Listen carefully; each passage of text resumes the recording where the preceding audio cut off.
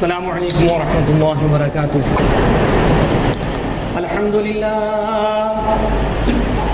للہ نحمده ونستعینه ونستغفره ونؤمن به ونتوکل علیہ ونعوذ باللہ من شرور انفسنا ومن سیئات اعمالنا من يهده الله فلا مضل له ومن يضلل فلا هادي له وأشهد أن لا إله إلا الله وحده لا شريك له وأشهد أن محمدا عبده ورسوله. أما بعد فإن خير الحديث كتاب الله وخير الهدي هدي محمد صلى الله عليه وسلم وشر الأمور محدثاتها وكل محدثة بدعة وكل بدعة ضلالة وكل ضلالة في النار. فقد قال الله سبحانه وتعالى في القرآن المجيد والفرقان الحميد: أعوذ بالله السميع العليم من الشيطان الرجيم. يا أيها الذين آمنوا كتب عليكم الصيام كما كتب على الذين من قبلكم لعلكم تتقون. وعن أبي هريرة رضي الله تعالى عنه عن النبي صلى الله عليه وسلم: من قام رمضان إيمانا واحتسابا غفر له ما تقدم من ذنبه ومن صام رمضان إيمانا واحتسابا غفر له ما تقدم من ذنبه. رواه البخاري ومسلم في صحيحهما. الحمدللہ، تمام تعریفیں، تمام خوبیاں، کل حمد و ثنا، ہر قسم کی بڑائی، بزرگی، برتری، ہر طرح کی تعریفات و توصیفات، ہر طرح کی بڑائی اور عظمتیں، تحلیلات، تقدیسات اور تکبیرات صرف اسی ذات واحد اللہ سبحانہ و تعالی احکم الحاکمین، مالک الملک، ذوالجلال والاکرام ہی کے لائق، زیبا اور سزاوار ہیں، جو تمام جہانوں کا پیدا کرنے والا، کل کائنات کا خالق اور مالک، حاکم و رازق، معبود برحق، تمام مخلوقات کی پریشانیوں کو دور کرنے والی ذات وہ اللہ رب العالمین کی ذات، وحدہ لا شریک لہ، جو اکیلا تنہا ہے، جس کا کوئی ذرہ برابر بھی شریک نہیں ہے، اس کا کوئی ساجھی نہیں، کوئی اس کا ند یا کفو نہیں، اس کے برابر نہیں، اس کے مثل نہیں، اس کے جیسا نہیں، وہ اکیلا اللہ رب العالمین، تمام امور کو، تمام کاموں کو انجام دینے والا وہ اللہ سبحانہ و تعالی، وہ احکم الحاکمین، وہ مالک الملک، وہ رحیم و کریم، وہ مشفق و مہربان الرب، وہ اللہ رب العالمین جس نے اپنے تمام مخلوقات کے لیے وقتاً فوقتاً اپنے انبیاء علیہم السلام کو مبعوث کیا، ان کو بھیجتا رہا، اور پھر آخر میں قیامت تک کے لیے حجت قائم کرنے کے لیے اپنے سب سے آخری، سب سے محبوب ترین، سب سے پیارے نبی احمد مجتبی محمد عربی صلی اللہ علیہ وسلم کو مبعوث فرما دیا. اور آپ کے ذریعے سے اللہ رب العالمین نے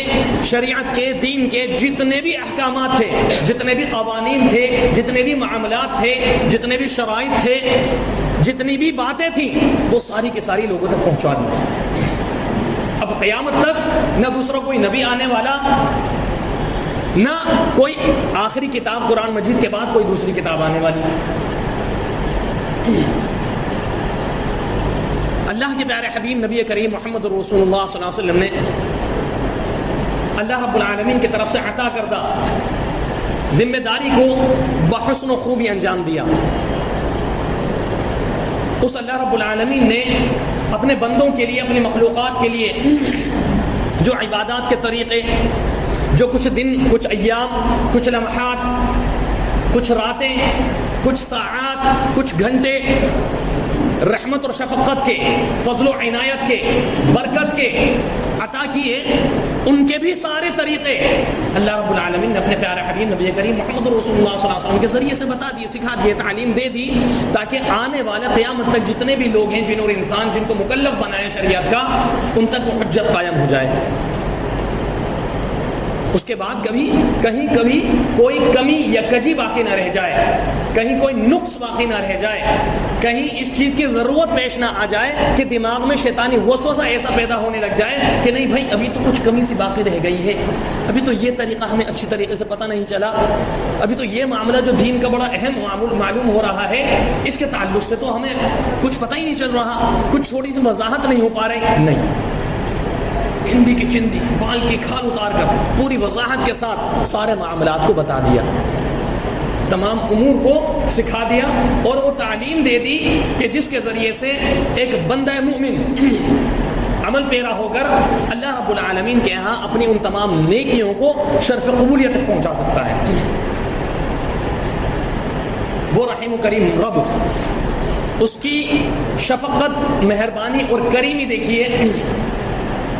کہ اس رب نے اپنے بندوں کو رمضان المبارک کا مہینہ عطا کیا۔ سبحان اللہ، رمضان المبارک کا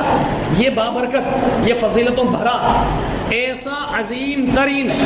مہینہ، 29 اور 30 دن کا، صرف ایام معدودہ، چند دن، گنتی کے چند دن یوں ہی گزر جاتے ہیں، پتہ بھی نہیں چلتا،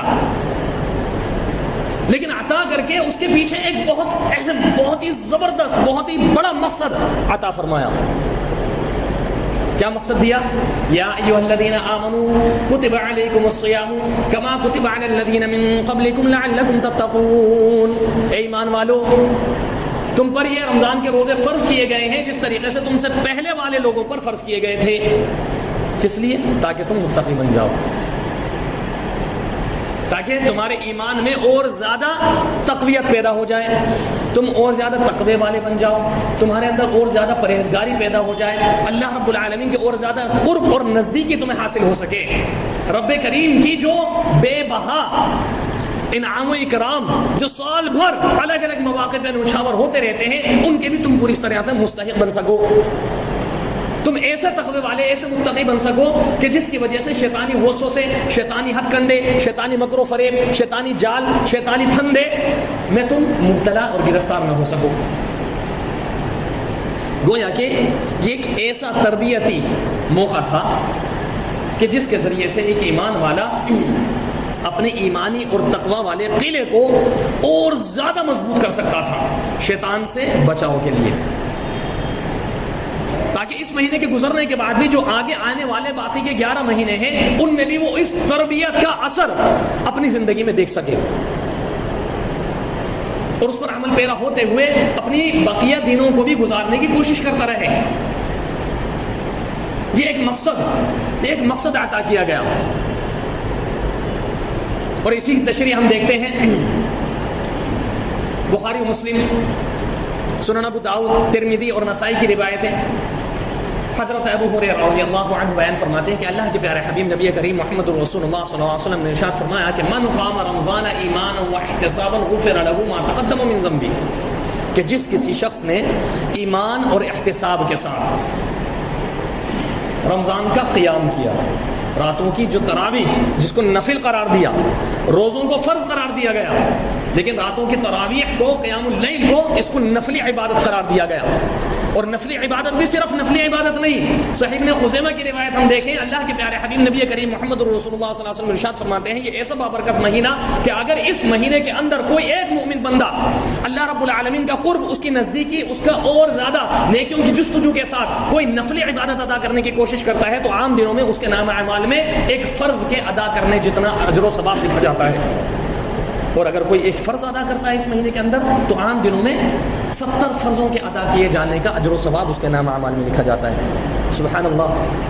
یعنی کس قدر اس رب کریم کی رحمتیں، برکتیں، عنایتیں، فضیلتیں اور مہربانیاں برستی چلی جا رہی ہیں۔ ہر لمحہ، پورے مہینے کا کوئی لمحہ ایسا نہیں گزر رہا کہ جس میں اس رب کی مہربانیاں نہ چھلک رہی ہوں، نہ برس رہی ہوں، لیکن ہم اگر غفلت میں پڑے رہیں تو کس کو معلوم آئندہ کہ یہ مثال، یہ مہینہ کس کو نصیب ہو سکے، نہیں معلوم۔ یہ مہینہ نصیب ہوا، بڑی خوش نصیبی، بڑی خوش قسمتی، اس سے ہم پورا فائدہ حاصل کرنے کی کوشش کریں. جو اس روزوں کا مقصد، اس قیام تراویح کا مقصد، دیگر عبادتوں کا مقصد، اس اصل پورے مہینے کا مقصد عطا کیے جانے کا، اس مقصد کو سامنے رکھ کر ہم اس مہینے کو گزارنے کی کوشش کریں. ورنہ اور بقیہ مہینوں کی طرح یہ مہینہ بھی آئے گا اور چلا جائے گا، ہمیں کچھ پتہ ہی نہیں چلے گا، ہمارے اندر کچھ سدھار پیدا نہیں ہو سکے گا. جو معاملات ہمارے پہلے تھے وہی معاملات ہمارے رواں دواں جاری رہیں تو فائدہ کیا پھر؟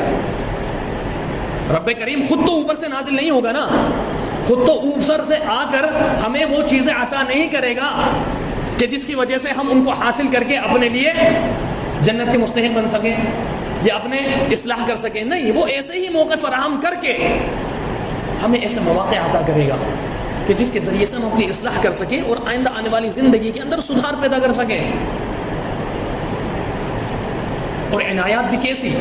کیا فرمایا کہ وَمَنْ قَامَ رَمْضَانَ إِيمَانًا وَاحْتِسَابًا غُفِرَ لَهُ مَا تَقَدَّمَ مِنْ ذَنْبِهِ، کہ جس کسی شخص نے ایمان اور احتساب کے ساتھ، کس کے ساتھ؟ ایمان اور احتساب کے ساتھ قیام اللیل ادا کیا اس مہینے کے اندر، اس کے پچھلے سارے گناہ معاف. رمضان کا لفظ، اہم باتیں وہ جو ہیں وہ ان پر ہم غور کرتے چلیں گے تو انشاءاللہ اور اچھی طریقے سے باتیں سمجھ میں آتی چلی جائیں گے. اللہ رب العالمین ہم سب کو کہنے سننے کے ساتھ عمل کی بھی توفیق عطا فرماتا رہے. من قام رمضان ایمانا واحتسابا، رمضان کا جو لفظ ہے نا وہ پورے مہینے پر محیط ہے، اس کا اطلاق پورے مہینے پر ہوتا ہے. 3 دن 7 دن 10 دن یا 15 دن پر محیط نہیں ہوتا، اس کا اطلاق نہیں ہوتا کہ ہم نے 3 دن کی تراویحیں پڑھ لی اب اس کے بعد چھٹی، 7 دن کی پڑھ لی، 10 دن کی پڑھ لی، 15 دن کی پڑھ لی، اس کے بعد چھٹی. نہیں، وہ جو خوشخبری، جو بشارت حدیث کے اندر دی گئی ہے اس سے ہم حاصل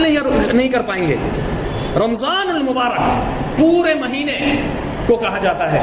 اس کا رمضان کی تراویح یعنی پورے مہینے کی تراویح اس کو ہم ادا کریں ایمان اور احتساب کے ساتھ. ایمان کیا؟ ایمان کے جو 6 اہم ارکان، اللہ رب العالمین پر ایمان لانا، اس کے سارے رسولوں پر ایمان لانا، کتابوں پر ایمان لانا، فرشتوں پر ایمان لانا، قیامت کے دن پر ایمان لانا، تقدیر کے اچھے اور برے ہونے پر ایمان لے کر آنا.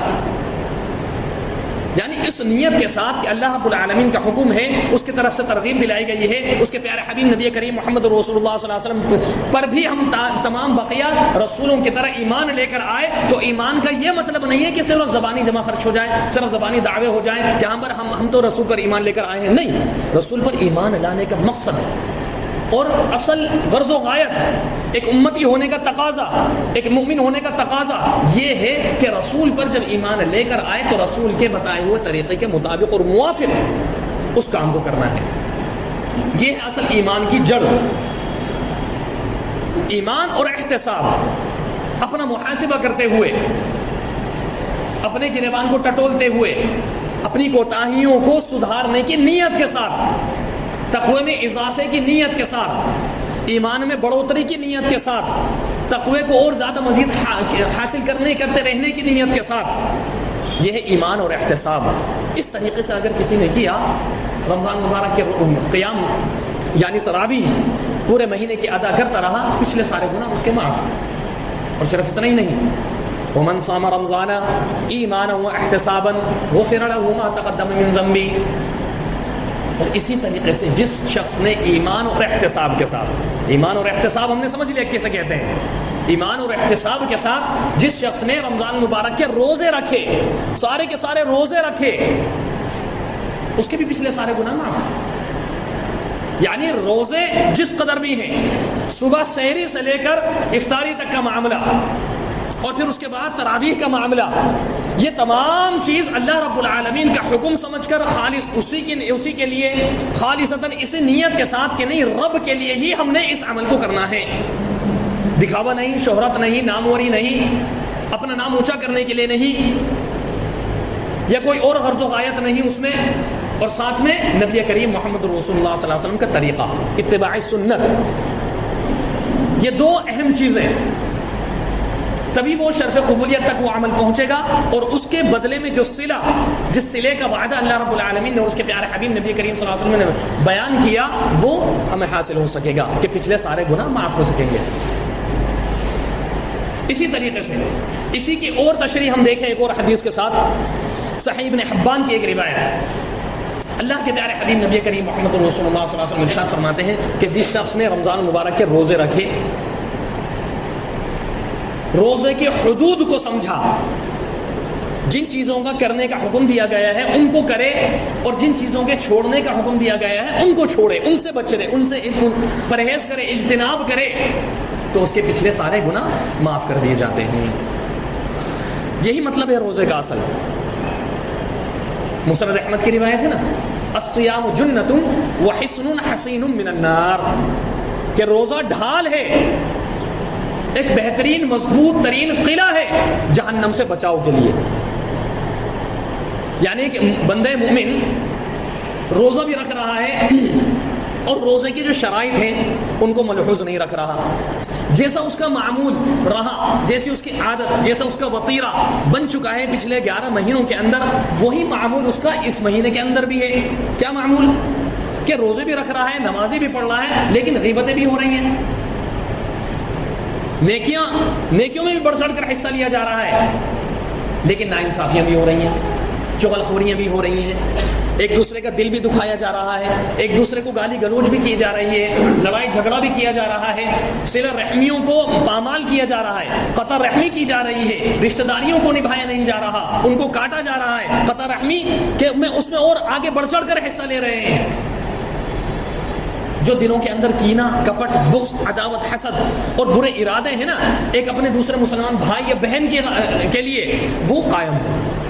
اس کو ہم صاف نہیں کر سکے، تو کیا فائدہ ہے اس روزے کا؟ الصیام جنۃ، روزہ تو اصل کیا ہے؟ وہ ڈھال ہے، ان تمام چیزوں سے رکنے کا نام روزہ ہے، صرف بھوکے پیاسے رہنے کا نام روزہ نہیں ہے۔ بخاری مسلم کی روایت، من لم يدع قول الزور وعمل به فليس لله حاجة في ان يدع طعامه وشرابه۔ اللہ کے پیارے حبیب نبی کریم محمد رسول اللہ صلی اللہ علیہ وسلم کیا ارشاد فرما رہے ہیں کہ جس شخص نے جھوٹ بولنا اور جھوٹی باتوں پر عمل کرنا نہیں چھوڑا، قول الزور، یہ قول الزور کے اندر نا یہ ساری چیزیں، حقوق العباد کی پامالی، حقوق اللہ کے ساتھ ساتھ حقوق العباد کی جتنی بھی پامالی ہوتی ہے، جس شکل میں بھی ہو، جس صورت میں بھی ہے، جس کیفیت میں بھی ہو، جہاں کہیں بھی ہو، یہ سب قول الزور ہے۔ کیا فرمایا؟ من لم يدع قول الزور، جس نے قول الزور کو نہیں چھوڑا اور اس پر عمل کرنا نہیں چھوڑا،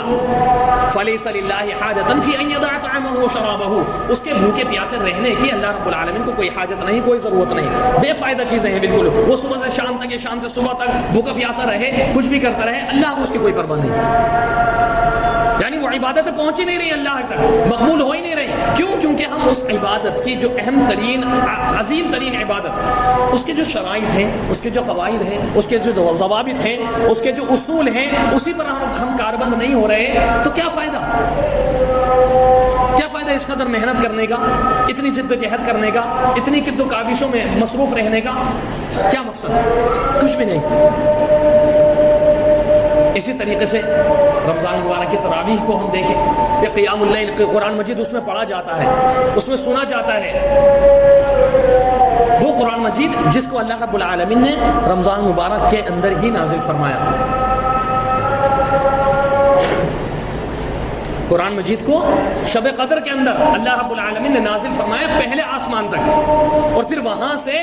22 سال کچھ مہینوں میں وقتاً فوقتاً بحسب ضرورت، موقع محل کے مطابق اور موافق اللہ کے نبی صلی اللہ علیہ وسلم پر وہ آیتیں نازل ہوتی رہیں، یہاں تک کہ پورا قرآن مجید نازل ہو گیا۔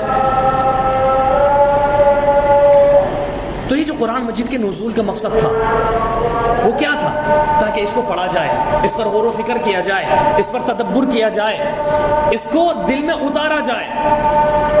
اس کے مطابق اپنی زندگی کو پریکٹیکل بنایا جائے، عملی زندگی میں اس کو رائج کیا جائے، اپنا دستور العمل، اپنا لائحہ عمل زندگی کا اس قرآن مجید کے مطابق اور موافق بنانے کی کوشش کی جائے۔ اور یہ بہترین تربیتی کیمپ تھا، یہ بہترین ٹریننگ والے دن تھے، یہ ایسا مہینہ تھا جس میں ایک تربیت کرنی تھی ہم نے، ایک ایمان والے ہونے کے ناطے ہم نے تربیت کرنی تھی، تو ہم نے کتنا قرآن مجید پڑھا، کتنا اس کو سمجھنے کی کوشش کی. یہ قرآن مجید جس کی فضیلت اللہ اکبر کبیرہ، اگر ایک طرف سے بولنا شروع کیا جائے اس کی فضیلت کے تعلق سے تو وقت نہ پتہ چلے. وہ فضیلت، وہ فضائل، وہ برکات، وہ مراتب وہ ختم نہ ہو سکے. اللہ کے پیارے حبیب نبی کریم محمد رسول اللہ صلی اللہ علیہ وسلم ارشاد فرماتے ہیں جامع ترمذی کی حدیث کہ جس شخص نے قرآن مجید کا ایک حرف پڑھا اس کے بدلے ایک نیکی اس کے لیے لکھ دی جاتی ہے، اور وہ ایک نیکی 10 کے برابر ہے. یعنی ایک حرف کے بدلے 10 نیکیاں لکھی جا رہی ہیں. پھر آگے آپ فرما رہے ہیں کہ لا اقول الف لام میم حرف بل الف حرف لام حرف میم حرف، کہ میں یہ نہیں کہتا کہ الف لام میم ایک حرف ہے، نہیں، بلکہ الف ایک حرف ہے، لام ایک حرف ہے، میم ایک حرف ہے. یہ تینوں الگ الگ حروف ہیں. صرف الف لام میم کے پڑھنے پر 30 نیکیاں ایک بندہ مومن کے نامہ اعمال میں درج ہو رہی ہیں. اللہ رب العالمین کی کرم فرمائی دیکھیے، اس کے انعام و اکرام دیکھیے. اور رمضان مبارک کے مہینے میں کہ جس وقت اللہ رب العالمین خوب بڑا چڑھا کر عطا کر رہا ہے، تو بہت ممکن ہے کہ اس سے کہیں زیادہ رب ایک ایک حرف پر عطا کر رہا ہو. وہ مسجدیں، وہ اللہ کے گھر کہ جہاں پر اللہ رب العالمین کی کتاب اللہ کو پڑھا جاتا ہے، اللہ کی کتاب کا ذکر کیا جاتا ہے، اس کو پڑھنے کی، اس کی تلاوت کرنے کی کوشش کی جاتی ہے، اس کو سیکھنے کی، سمجھنے کی کوشش کی جاتی ہے. صحیح مسلم کی حدیث اللہ کے پیارے حبیب نبی کریم محمد رسول اللہ صلی اللہ علیہ وسلم ارشاد فرما رہے ہیں کہ وہ مسجدیں کہ جہاں پر قرآن مجید بندے پڑھتے ہیں، ایمان والے وہاں پڑھ رہے ہوتے ہیں، تلاوت کر رہے ہوتے ہیں، اس کو سیکھنے کی کوشش کر رہے ہوتے ہیں، اس پر غور و فکر کرنے کی کوشش کر رہے ہوتے ہیں، تو اللہ رب العالمین کی طرف سے ان پر سکینت نازل ہوتی ہے، رحمتیں نازل ہوتی رہتی ہیں. فرشتے اپنے رحمتوں کے سائے میں ان کو ڈھانپ لیتے ہیں، اور اللہ رب العالمین احکم الحاکمین ان ایمان والے بندوں کا ذکر فرشتوں کے درمیان فرماتا ہے، ذکر خیر کرتا ہے. یعنی تعریفیوں کے ساتھ، بہترین انداز کے ساتھ اللہ رب العالمین ان خوش نصیب ایمان والوں کا ذکر فرشتوں سے فرما رہا ہے جو اللہ کے گھروں میں بیٹھ کر قرآن مجید کی تلاوت کر رہے ہیں. یہ صرف رمضان کے لیے نہیں ہے، یہ ہر وقت کے لیے ہے، لیکن عادت بنانے کے لیے اللہ رب العالمین نے رمضان مبارک کا مہینہ عطا کیا. سرکش جنوں کو، شیاطین کو جگڑ دیا گیا تاکہ ایمان والوں کو ورغلائی نہیں، ان کو بھرپور پورا موقع دے دیا جائے ایمان والوں کو کہ بھئی لوٹ لو اللہ کی رحمتیں جتنی لوٹ سکتے ہو، جھولیوں کو بھر لو جتنا بھر سکتے ہو، کوئی رکاوٹ پیدا نہیں ہوگی، شیطانوں کی طرف سے کوئی ورغلانا نہیں ہوگا، کوئی وسوسے پیدا نہیں کیے جائیں گے. ان سب کو جگڑ دیا گیا ہے. اب تو تمہارا اپنا نفس ہے، نفس امارہ ہے، جس کو تم نے 11 سال کے 11 مہینوں میں اتنا زیادہ شیطان کے آگے مغلوب کر دیا ہے کہ اب وہ اس مہینے میں بھی تم کو بہکاتا رہتا ہے، ورنہ شیاطین تو بند ہو چکے ہیں. بس اس نفس کو کنٹرول کرنا ہے، اس نفس پر قابو پانے کی کوشش کرنی ہے. اور صرف یہ مسجدیں ہی نہیں، تو اس کا کیا مطلب کہ اگر گھروں میں قرآن مجید کی تلاوت کی جائے تو وہاں کی کوئی فضیلت، کوئی برکت نہیں. طبرانی اور دارقطنی کی روایت اللہ کے پیارے حبیب نبی کریم محمد رسول اللہ صلی اللہ علیہ وسلم ارشاد فرماتے ہیں، حضرت عائشہ حدیث کی راویہ ہیں رضی اللہ عنہا، فرماتی ہیں کہ اللہ کے نبی صلی اللہ علیہ وسلم نے فرمایا کہ فرشتے گھومتے رہتے ہیں اور تلاش کرتے رہتے ہیں ایسے گھروں کو جہاں پر اللہ رب العالمین کا کلام پڑھا جا رہا ہو، اور وہ ان کو اس طریقے سے پہچان لیتے ہیں. وہ ان مسجدوں، ان گھروں میں گھس کر نہیں دیکھتے، وہ دور سے آسمانوں سے جب نہ اتر رہے ہوتے ہیں تبھی ان کو وہ گھر، ان گھروں کی نشاندہی ہو جاتی ہے. کس طریقے سے؟ آپ نبی کریم صلی اللہ علیہ وسلم ارشاد فرماتے ہیں جس طریقے سے رات کے اندھیرے میں تو آسمان کی طرف دیکھ کر ستاروں کی پہچان کر لیتے ہو کہ وہ ٹمٹما رہے ہیں، وہ روشن ہو رہے ہیں، چمک رہے ہیں، جگہ جگہ پر ان کا ٹمٹمانا جاری ہے، باقی ہے. اس طریقے سے وہ گھر جن پر اللہ رب العالمین کی کتاب کی تلاوت کی جا رہی ہو، وہاں کے گھروں کی خواتین پڑھ رہی ہوں، وہاں کے مرد حضرات وہاں بیٹھ کر پڑھتے ہوں، بچے قرآن مجید کھول کر بیٹھے ہوں، تلاوت کر رہے ہوں، اس میں وقت لگا رہے ہوں، تو وہ فرشتوں کو ان چمکتے ہوئے رات کے ستاروں کی طرح ٹمٹماتے ہوئے اور روشن نظر آ رہے ہوتے ہیں وہ گھر. یہ صرف ان گھروں کی فضیلت ہے کہ جن میں کتاب اللہ کی تلاوت ہو رہی ہوتی ہے۔ اب ذرا سوچیں کہ اللہ رب العالمین کے حکم سے جس بندہ مومن کو مولا کریم نے یہ توفیق عطا کی ہو کہ وہ روزانہ بیٹھ کر قرآن مجید کو سیکھنے کی کوشش کرے،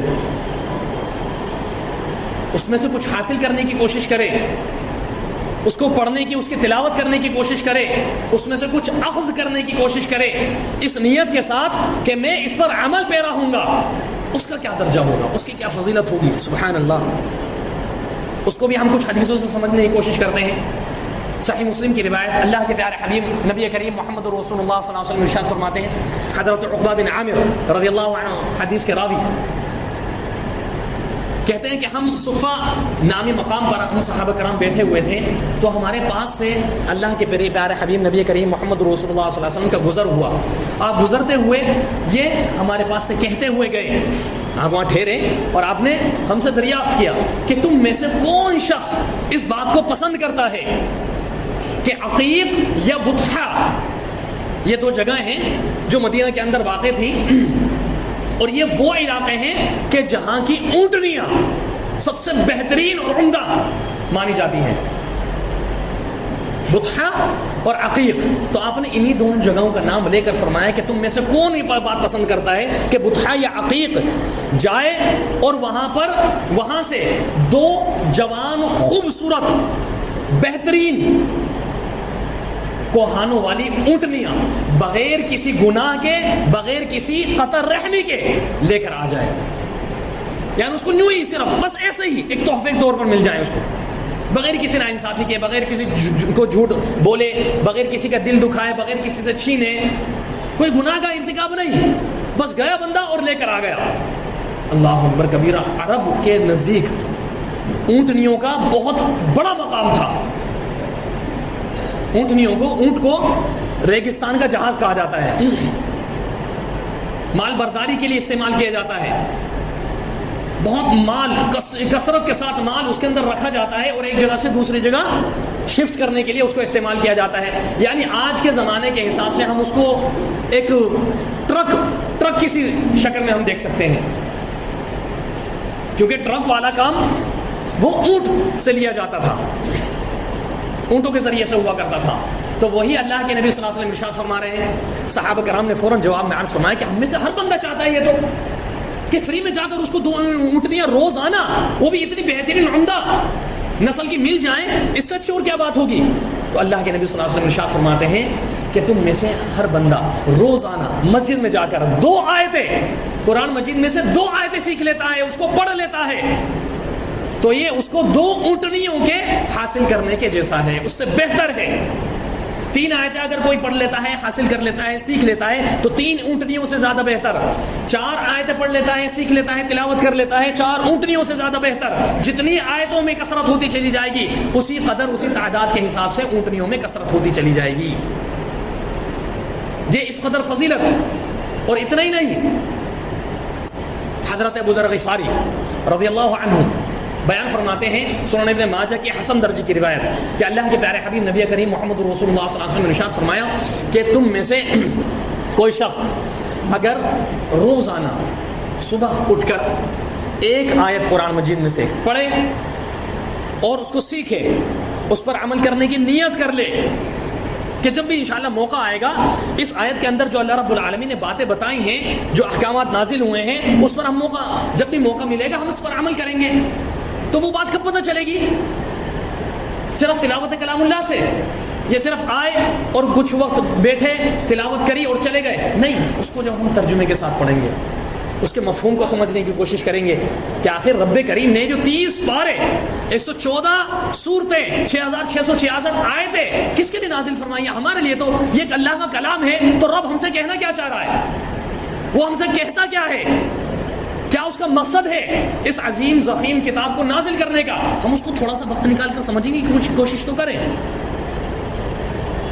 اس کے لیے ہم وقت تو نکالنے کی کوشش کریں۔ تو وہی اللہ کے نبی صلی اللہ علیہ وسلم ارشاد فرما رہے ہیں کہ تم میں سے کوئی شخص صبح اٹھ کر آئے اور اللہ کے گھر میں بیٹھ کر ایک آیت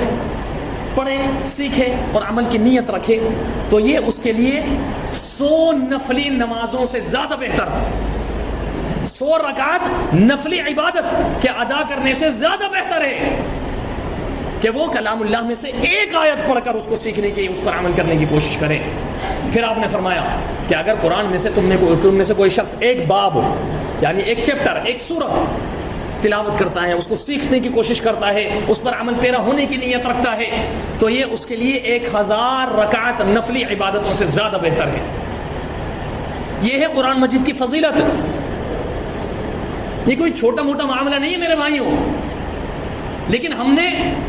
ہم نے تو اپنا وتیرہ، اپنی عادت، اپنی فطرت، اپنا روزانہ کا معمول ہی یہی بنا لیا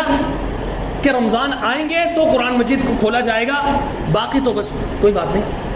تاقوں میں رکھا ہوا ہے، جزدانوں میں رکھا ہوا ہے، لپیٹ کر رکھا ہوا ہے، دھول مٹی جم رہی ہے اس پر، مکڑی کے جالے بھی لگ رہے ہیں، ہمیں کوئی پرواہ نہیں۔ زندگی کے ہر لمحے کے لیے قرآن مجید نازل کیا گیا، ہر لمحے کے لیے، صرف رمضان مبارک کے لیے نہیں۔ یہ تو تربیتی کیمپ تھا، یہ تو تربیتی وقت تھا، یہ تو ٹریننگ کا ایک ٹائم تمہیں دیا گیا کہ جس میں ایسی ٹریننگ تمہاری ہو جائے کہ جس کی وجہ سے تم باقی کے 11 مہینوں کے اندر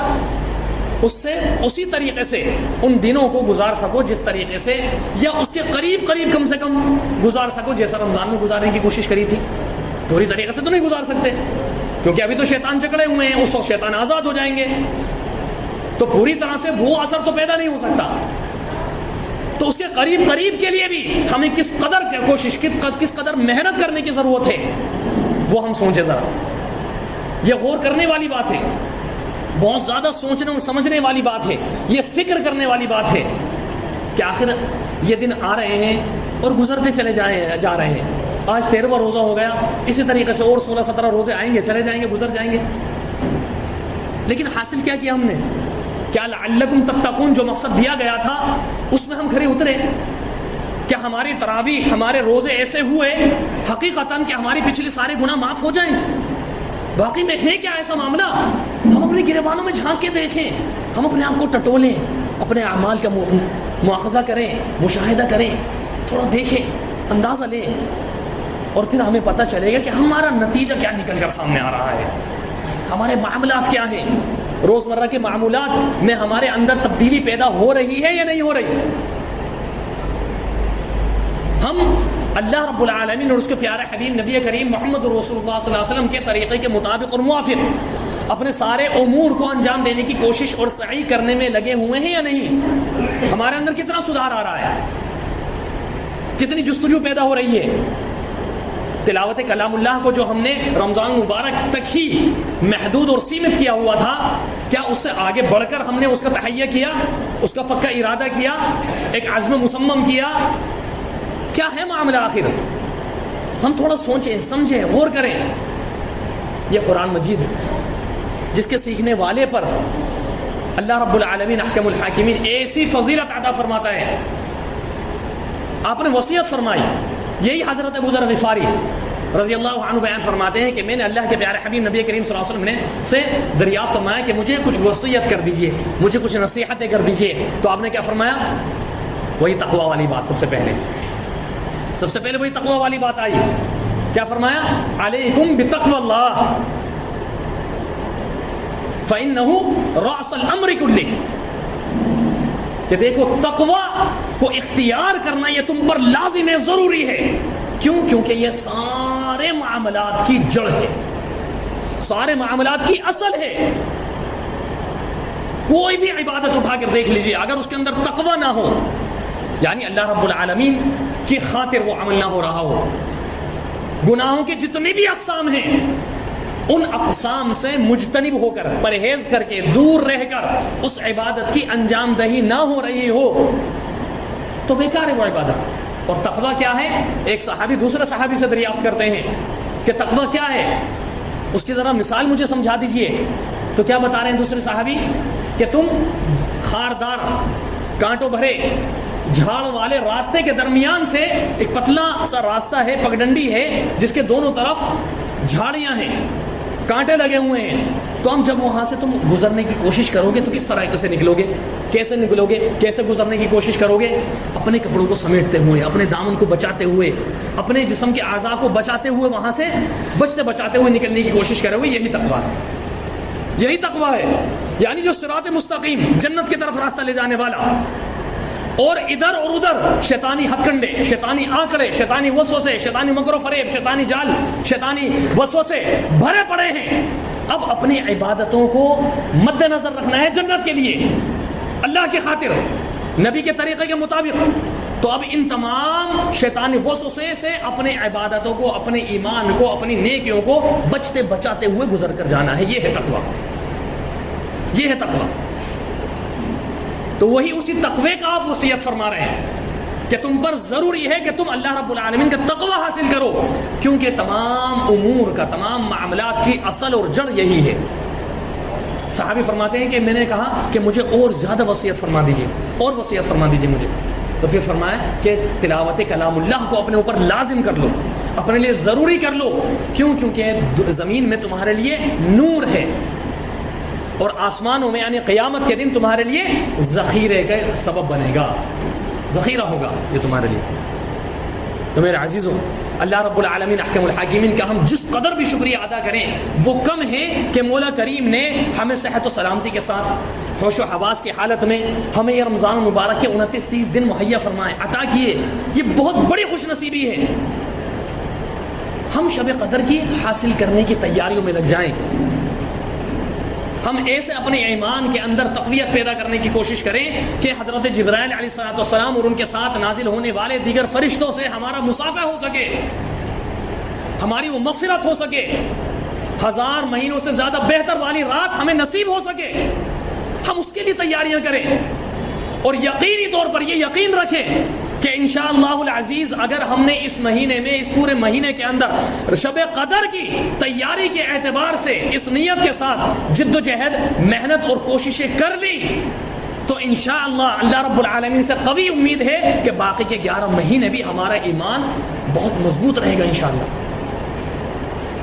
اللہ رب العالمین سے التجا ہے کہ مولا کریم ہم سب کو کہنے سننے کے ساتھ ساتھ اپنی اور اپنوں کی اصلاح کی توفیق عطا فرماتا رہے۔ آمین۔ اقول قولی ھذا استغفر اللہ لی ولکم ولسائر المؤمنین من کل ذنب واستغفروہ انہ الغفور الرحیم۔